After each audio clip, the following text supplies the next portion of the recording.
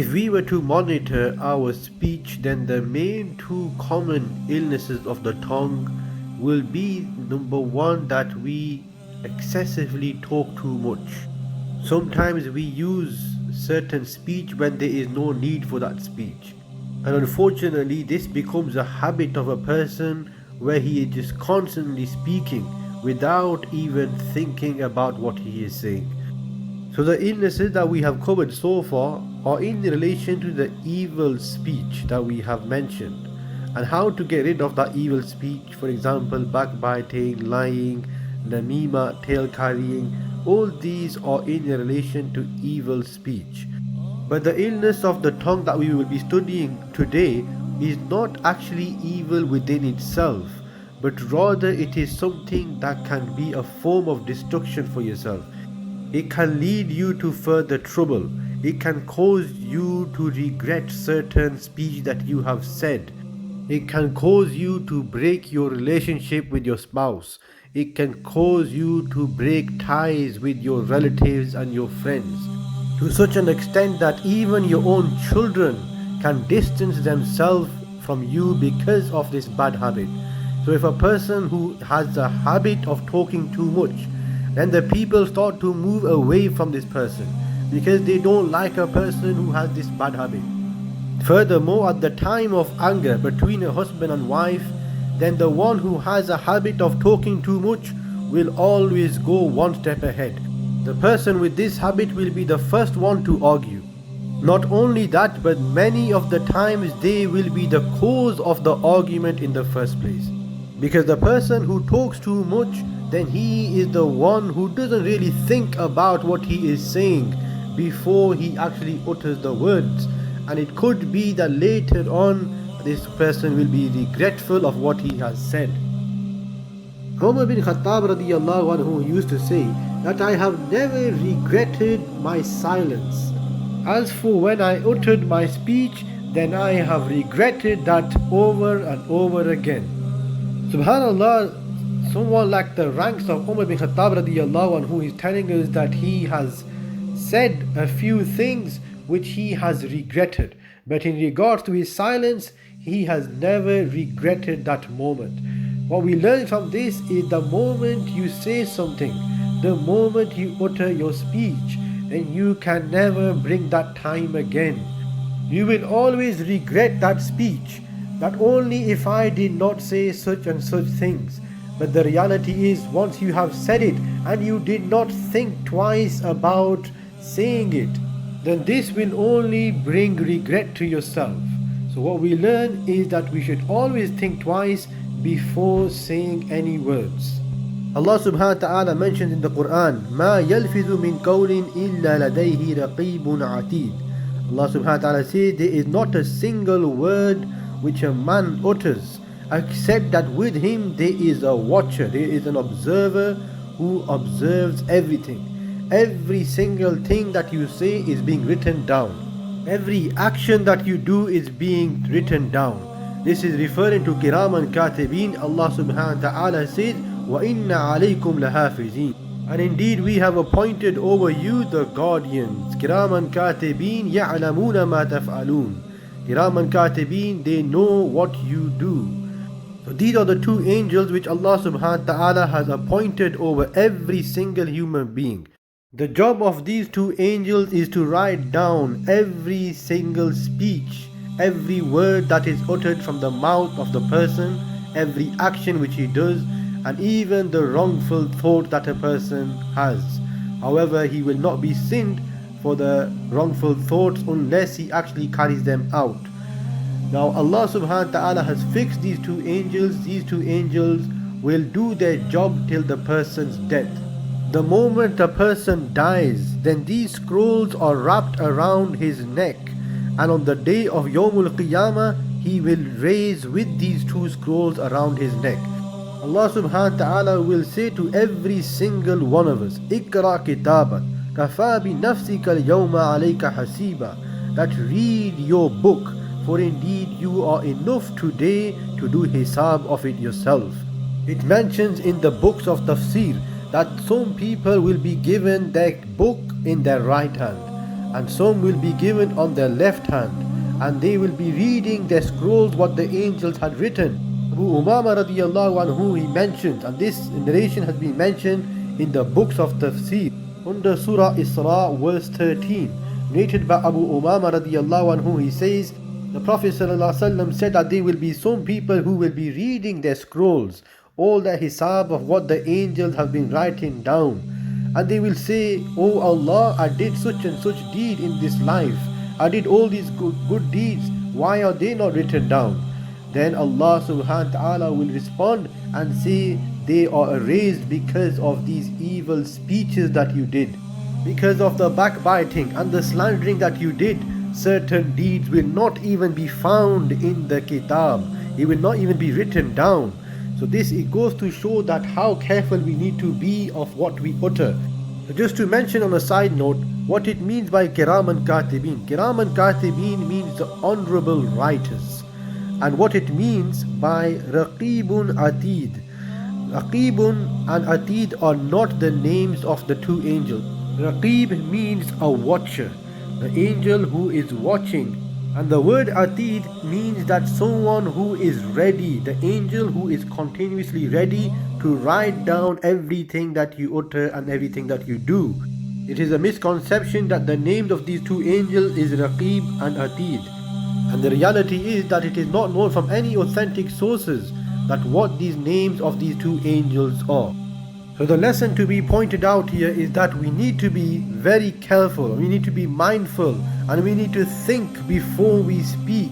For it could be that we might say something will be recorded into our books and will be presented to us on Yawmul Qiyamah. It has been narrated by Abu Hurairah radiallahu anhu. He says that the Prophet sallallahu alaihi wasallam, he said, and this is an authentic narration in Sahih al-Bukhari, إِنَّ الْعَبْدَ لَيَتَكَلَّمُ بِكَلِمَةٍ مِّنْ رُضْوَانِ اللَّهِ. Indeed, a man, he speaks a word which makes Allah subhanahu wa ta'ala happy with him.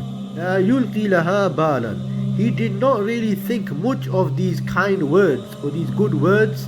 يَرْفَعَ اللَّهُ بِهَا دَرَجَاتٍ. But Allah subhanahu wa ta'ala, he raises with these words his levels in Jannah. So he is raised into a high station of Jannah just because of these kind words which he thought of. Maybe there was someone who is having a difficult time, and he just went to them and he gave them some words of satisfaction. He told them something good. He told them about having patience, and he gave them hope, and he made them feel good in this difficult time. These simple words are what Allah subhanahu wa ta'ala loves the most. And because of these simple words which he didn't really think much of, Allah subhanahu wa ta'ala will raise his status in Jannah. And then Rasulullah sallallahu alaihi wasallam mentions, وَإِنَّ الْعَبْدَ لَيَتَكَلَّمُ بِكَلِمَةٍ مِّن سَخَطِ اللَّهِ. And indeed a person, he says something which causes the anger of Allah subhanahu wa ta'ala. لَا يُلْقِي لَهَا بَالًا. He did not really think much of these words. يَحْوِي بِهَا فِي جَهَنَّمٍ. This will be the cause for him to be thrown into the hellfire. So it could be that a person, he might have thought of something which doesn't really mean much to him, and he said some horrible words. He hurt someone's feelings. For him it could have been a joke, it could have been something to laugh about, and he didn't even realize that he's hurting someone's feelings. So this could be the cause of him going into the hellfire. This hadith has been mentioned in Sahih al-Bukhari as well, hadith number 6478. Imam al-Nawawi rahimahullah explains under the hadith of Min Husni Islam al-Mar'i tarkuhu ma la ya'nihi, that the beauty of one's Islam is in the leaving of those things which do not benefit him. Imam al-Nawawi rahimahullah writes under the shara of this hadith that there are three types of opportunities given to every single human being. All the actions and all the speeches fall into either of the three categories. The first level is known as lahib, which means that the speech you are saying or the action that you are doing, it has no worldly benefit to it whatsoever, neither does it have any benefit for the akhirat as well. So these are certain conversations or certain actions which are waste of time. Neither is he getting any kind of business benefit from this, neither is he making any kind of money from this, neither is he making his akhirat from this. So there is no benefit in this whatsoever. So if a person is involved in having conversations on the level of lahib, then this will be a form of destruction for him, and he will be held accountable for all the excessive speech that he used to do. The second level is known as love. Love is something that does have a certain benefit.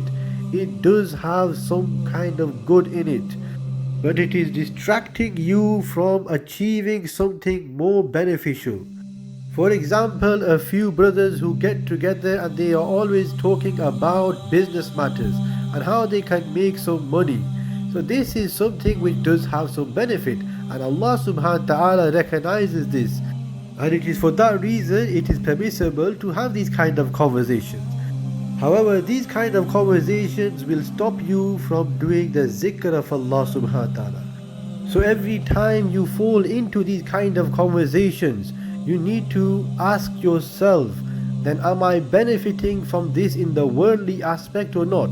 If I am, then it is permissible for me to talk only that which I need to.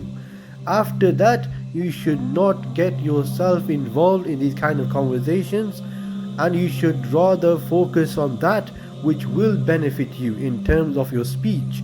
So a person can talk about the life of the Sahabas, he can get involved in ibadat and the zikr of Allah subhanahu wa ta'ala. This is the real benefit, and this is what's really going to benefit you in your grave and on Yawmul Qiyamah when you are standing in front of Allah subhanahu wa ta'ala. The third type of opportunity which Imam al-Nawawi rahimahullah mentioned is known as nafi. Nafi means to benefit. So this is the third stage, and this is the best out of all of them. The first one was that it has no benefit in the world or the akhirat. The second one, which was love, it has a benefit but it is distracting you from a further good. And the third level is known as nafi, that it has 100% good.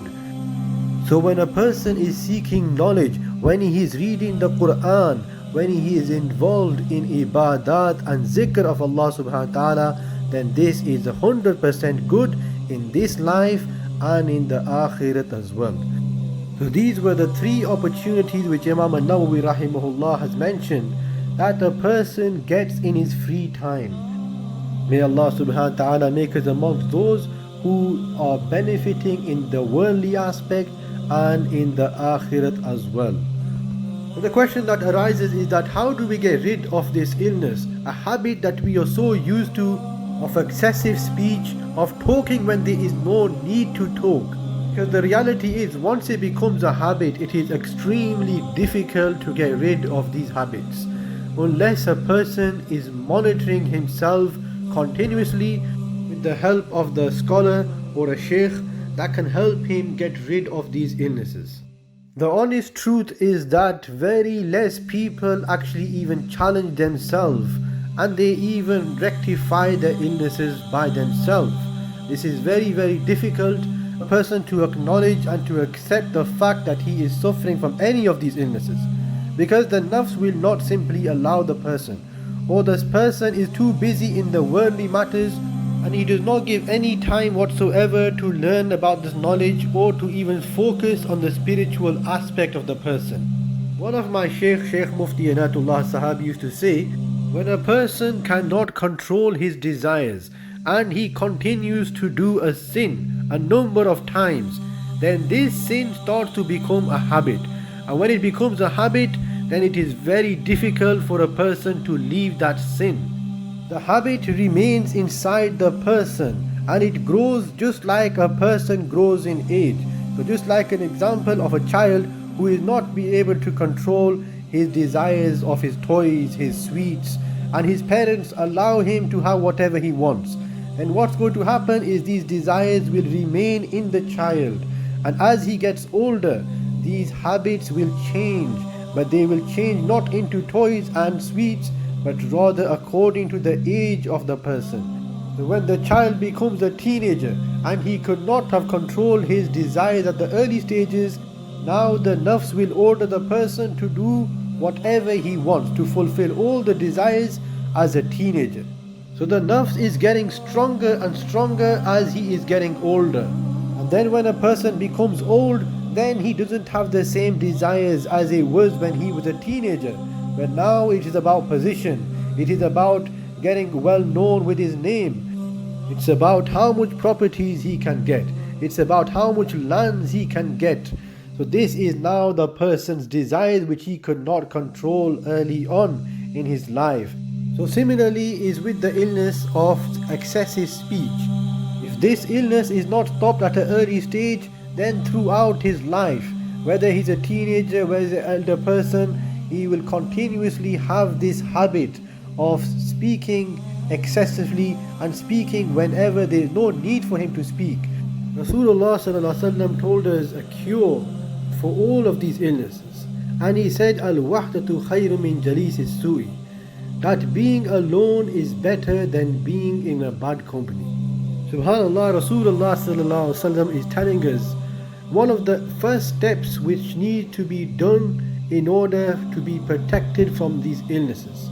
And the first step is to separate yourself from the evil companies, from that kind of a gathering which is involved in backbiting, slandering and talking about other people. That is the first stage which you need to do. You need to separate yourself from those kind of people.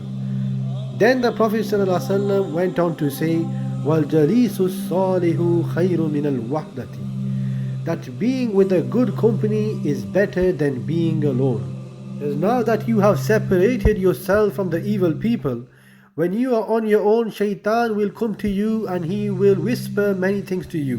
He will try to play with your mind. He will try to put negative thoughts in your mind, and he will try to make you lose hope. So to fight off this evil within oneself, then the person needs to have a company of the pious people. The Prophet ﷺ then said, وَإِمْلَاءُ الْخَيْرِ خَيْرٌ مِّن سُقُوتِ وَسُقُوتُ خَيْرٌ مِّنْ إِمْلَاءِ الشَّرِّ. To say good things is better than remaining silence, and silence is better than saying bad things. In another narration, Rasulullah ﷺ said that a good word is a form of a charity for the person who says it. Subhanallah, by saying good things is even better than remaining silent. But you have nothing better to say, then it is better for the person to remain silent. In another hadith, Rasulullah ﷺ said, Man samata naja, that the one who remains silent has achieved success. So the less a person speaks, the less accountability he will have. And the more a person speaks, then more accountability he will have to give for every single word which he had uttered. In another hadith, Rasulullah ﷺ mentions, Inna fil jannati la ghurafan yura zuhuruha min butuniha. Indeed, in Jannah there are rooms which you can see from the outside, from the inside, and you can see the inside from the outside. It has been mentioned that Rasulullah ﷺ said that indeed there are special angels which Allah subhanahu wa ta'ala has created just for designing the rooms of Jannah.